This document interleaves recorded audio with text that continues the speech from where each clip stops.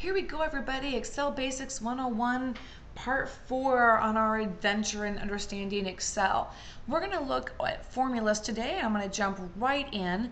We want to know what our points possible are.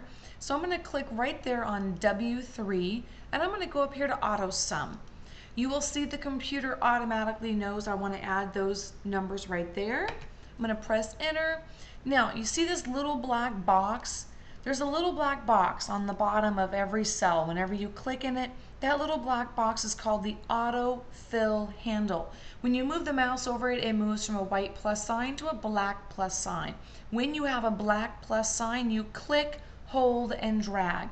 Click with your left mouse button, keep it down, hold it down, and drag all the way down to the bottom of your numbers. Right there is good. Release.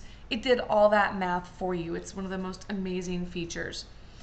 Now, let me show you one more feature over here. Let's figure out how are we going to get our percentages.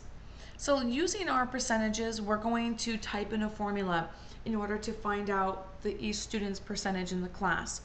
In order to tell the computer we're doing a formula, we press equals. Equals.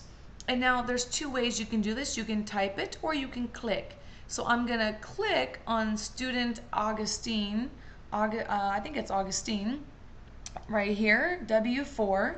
I'm going to press the divide symbol, which is like a backslash, and then I'm going to click on 175. That's our steady, right? That number shouldn't change. Now, if we leave it just like this, that 175 will change and your grades will be incorrect. You need to click in front of the W and put a dollar sign. Move your arrow key over and put a dollar sign in front of the 3. That makes it absolute so that that number, the 175, will not change. I'm going to press enter. Voila. I'm going to autofill it down. And I realize that some of you may need to replay that section. Okay, now here's a cool feature. One of the things about Excel is saving yourself time. You'll notice right here, row 3, right? Well, I want to have this number down here, but I don't want to retype them every time.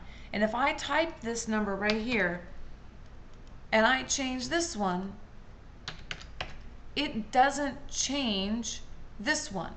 So the way to do it is actually to put a formula in there. So you say equals D3 instead of typing an actual number. And then I autofill it over. It does the math for me and it automatically puts these formulas, puts these right answers right here.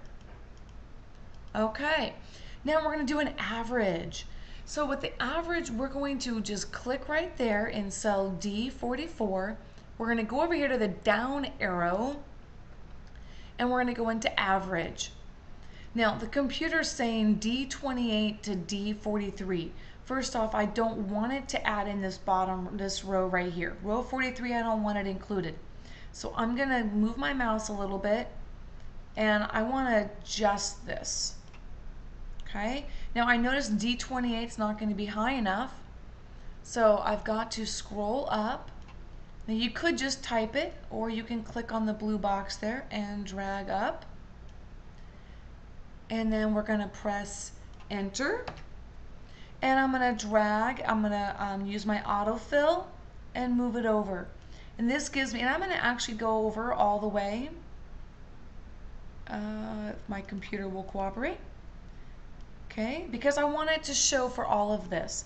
I want to know what's the average total in the class and average percentage. All right, so there you go with your very basics in Excel to get you started.